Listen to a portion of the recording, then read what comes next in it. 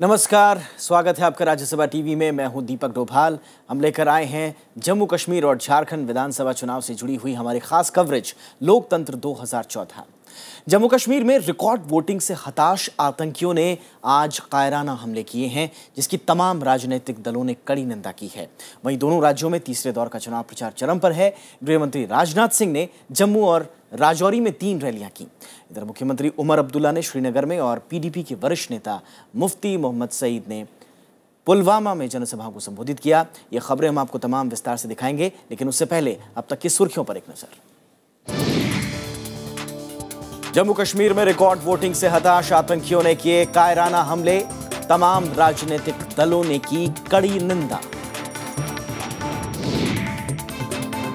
जम्मू कश्मीर में चुनाव प्रचार का सिलसिला तेज। गृह मंत्री राजनाथ सिंह की जम्मू और राजौरी में रैलियां। मुफ्ती मोहम्मद सईद ने की पुलवामा में जनसभा। नेशनल कॉन्फ्रेंस और बीजेपी के गठबंधन की खबरों को मुख्यमंत्री उमर अब्दुल्ला ने बताया बेबुनियाद। कहा नामुमकिन है गठजोड़। जम्मू कश्मीर की 20 और झारखंड की 16 विधानसभा सीटों के लिए शनिवार नाम वापसी का आखिरी दिन। 5वें दौर में 20 दिसंबर को होगा मतदान। और चुनावी खबरें तफसील से। शुरुआत जम्मू कश्मीर से।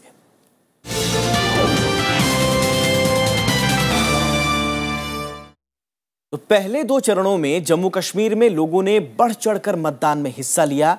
बल्कि मैं यूं कहें कि ऐतिहासिक मतदान हुआ तो कोई अतिशयोक्ति नहीं होगी। और भारतीय लोकतंत्र की इस कामयाबी से आतंकी हताश हो गए हैं। सरकार और सुरक्षा जानकारों का मानना है कि आतंकवादी विधानसभा चुनाव के मद्देनजर गड़बड़ी और दहशत का माहौल पैदा करने की फिराक में है, लेकिन सुरक्षा बल हर मोर्चे पर उनके मंसूबों को नाकामयाब कर रहे हैं। आज जम्मू कश्मीर में जो हमले हुए हैं, उसकी प्रधानमंत्री नरेंद्र मोदी ने कड़ी निंदा की है। जम्मू कश्मीर में शुक्रवार को आतंकियों ने उड़ी, सौरा और शोपियां में सुरक्षा बलों को निशाना बनाकर बड़े हमले किए।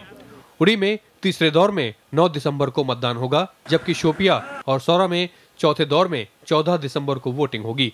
प्रधानमंत्री नरेंद्र मोदी की 8 दिसंबर को श्रीनगर और सांबा में रैलियां हैं। माना जा रहा है कि हमले विधानसभा चुनाव में गड़बड़ी फैलाने के इरादे से किए गए हैं। रक्षा मंत्री मनोहर पर्रिकर ने भी माना है कि चुनाव के दौरान आतंकी माहौल बिगाड़ने की कोशिश कर रहे हैं। Last few days the army has been intercepting the terrorists and eliminating them. So I think it's a sign of increased interception by army. आतंकियों की धमकी के बावजूद सूबे में पहले और दूसरे दौर के चुनाव में 70% से ज्यादा रिकॉर्ड मतदान हुआ है। रक्षा जानकारों का मानना है कि लोकतंत्र की इस कामयाबी से दहशतगर्दों के हौसले पस्त हो गए हैं। It is clearly evident that the Pakistani army and its ISI have become desperate, and they are disheartened by the large voter turnout in the first 2 phases of the assembly elections, and at any cost want to disturb the elections in Jammu and Kashmir, and therefore they are making repeated attempts for infiltration. इससे पहले 2 दौर में आतंकियों ने दहशत फैलाने के मकसद से कई घटनाओं को अंजाम देने की कोशिश की। इसमें आर्निया और नौगाम में आतंकी घुसपैठ और लाल चौक में ग्रेनेड हमला शामिल है। इस गुरुवार को भी श्रीनगर में पीडीपी सांसद तारिक हमीद कारा के रिश्तेदार के घर के बाहर भी आतंकवादियों ने ग्रेनेड से हमला किया था। Bureau report, Rajya Sabha TV. और हमने आपको जैसे बताया, प्रधानमंत्री ने इन हमलों की कड़ी निंदा की है। प्रधानमंत्री ने ट्वीट करके हमले में जो शहीद जवान हैं उनको श्रद्धांजलि दी और ये साफ तौर पर कहा है कि 125 करोड़ की जनता शहीदों की शहादत को कभी नहीं भूलेगी। और प्रधानमंत्री के साथ साथ केंद्रीय गृह मंत्री राजनाथ सिंह ने भी राज्य में चुनाव के बीच हुए आतंकी हमलों पर पाकिस्तान की कड़ी निंदा की है। राजनाथ सिंह ने चुनाव प्रचार के सिलसिले में आज वो जम्मू कश्मीर में थे और जम्मू जिले के अखनूर के परगावल में उन्होंने एक चुनावी रैली को संबोधित करते हुए कहा कि पाकिस्तान आतंकवादियों को पनाह देता है और ये आतंकवादी भारत में आकर तबाही मचाते हैं।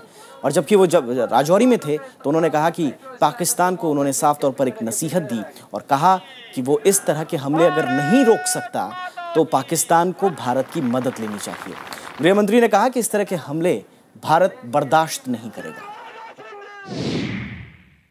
मैं समझता हूं कि पाकिस्तान को इसे रोकने में पहल करनी चाहिए। यदि पाकिस्तान को इसे रोकने में कोई कठिनाई आ रही है तो भारत के साथ उसे बातचीत करनी चाहिए। भारत उसमें सहयोग करने को तैयार है। लेकिन क्यों होता है कि बराबर जो आतंकवादी भारत की सरहदों को पार करके आते हैं और यहाँ तबाही पैदा करते हैं इसे हिंदुस्तान में, वही सब सारे आतंकवादी पाकिस्तान में ही घरों में छिपे हुए हैं, उनको छुपा कर रखा गया है। और इस सब के बीच चुनाव प्रचार का सिलसिला जारी है। तमाम सियासी दल अपने अपने वादों इरादों के साथ जनता के बीच में हैं।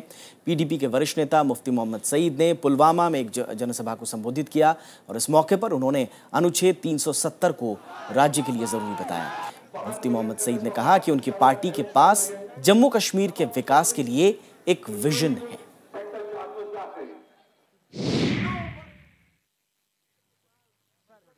मुख्यमंत्री उमर अब्दुल्ला ने श्रीनगर में एक जनसभा को आज संबोधित किया। इस मौके पर उन्होंने विकास को चुनाव का सबसे बड़ा मुद्दा बताया है। ये इलेक्शन है तो पानी पहुंचाने का इलेक्शन है, ये इलेक्शन है तो सड़क बनाने का इलेक्शन है, ये इलेक्शन है तो बच्चों के रोजगार का इलेक्शन है, ये इलेक्शन है तो तालीम का इलेक्शन है, ये इलेक्शन है तो नए एडमिनिस्ट्रेटिव यूनिट्स का इलेक्शन है, ये हमारी इज्जत का इलेक्शन है, ये हमारी विकार का इलेक्शन है, ये हमारी खुशहाली का इलेक्शन है। वहीं उमर अब्दुल्ला ने नेशनल कॉन्फ्रेंस के बीजेपी के साथ गठबंधन को नामुमकिन करार दिया है। उमर ने कहा कि मीडिया में आई इस तरह की खबरें मनगढ़ंत हैं और इनका कोई आधार नहीं है। उन्होंने कहा कि नेशनल कॉन्फ्रेंस का बीजेपी के साथ हाथ मिलाने का कोई इरादा नहीं है और हम ऐसे दल के साथ हाथ नहीं मिला सकते जिसके केंद्रीय मंत्री हमारे खिलाफ गलत बयानबाजी करते हों। उमर नेशनल कॉन्फ्रेंस के कार्यकारी अध्यक्ष भी हैं।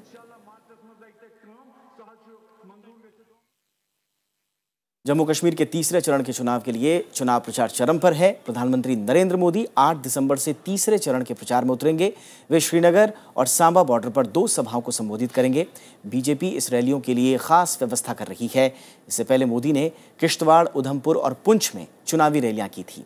आपको बताएं कि तीसरे चरण में राज्य की 16 सीटों के लिए 9 तारीख को वोट डाले जाएंगे। और अब बात करते हैं झारखंड की।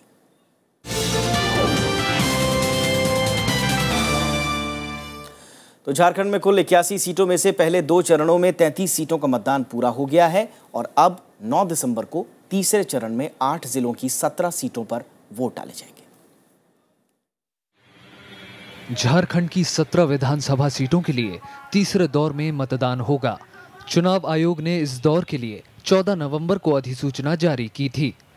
21 नवंबर तक नामांकन पत्र दाखिल किए गए। 22 नवंबर को पर्चों की जांच का काम पूरा हुआ। इस दौर में 9 दिसंबर को वोटिंग होगी। इस दौर में कोडरमा की 1, हजारीबाग की 4, रामगढ़ की 2, गिरिडीह की 1, बोकारो की 2, चतरा की 1, सरायकेला खरसवां की 1 और रांची की 5 सीटें शामिल हैं। तीसरे चरण में एक विधानसभा सीट खिजरी अनुसूचित जनजाति के लिए आरक्षित है। वहीं 2 सीटें कांके और सिमरिया अनुसूचित जनजाति के लिए आरक्षित हैं। बाकी सभी 14 सामान्य श्रेणी की सीटें हैं। Bureau report, Rajya Sabha TV. और अब 5वें दौर की बात करें तो जम्मू कश्मीर और झारखंड में 5वें दौर के विधानसभा चुनाव के लिए शनिवार नाम वापसी का आखिरी दिन है। इस दौर के लिए 20 दिसंबर को मतदान होगा। विधानसभा चुनावों के 5वें दौर के लिए जम्मू कश्मीर की 20 और झारखंड की 16 विधानसभा सीटों के लिए गुरुवार को नामांकन पत्रों की जांच पूरी हो गई। 5वें दौर के लिए 26 नवंबर को अधिसूचना जारी हुई थी और 3 दिसंबर तक नामांकन पत्र दाखिल किए गए, जबकि 6 दिसंबर तक नाम वापस लिए जा सकेंगे। विधानसभा चुनाव के इस आखिरी दौर में 20 दिसंबर को वोटिंग होनी है। जम्मू कश्मीर में इस दौर के लिए 218 उम्मीदवारों ने पर्चे भरे हैं। सबसे ज्यादा 22 नामांकन पत्र कठुआ और सबसे कम 5 नामांकन पत्र अखनूर से दाखिल किए गए हैं। Bureau report, Rajya Sabha TV. इसी के साथ लोकतंत्र 2014 के आज के सफर में इतना ही। नमस्कार।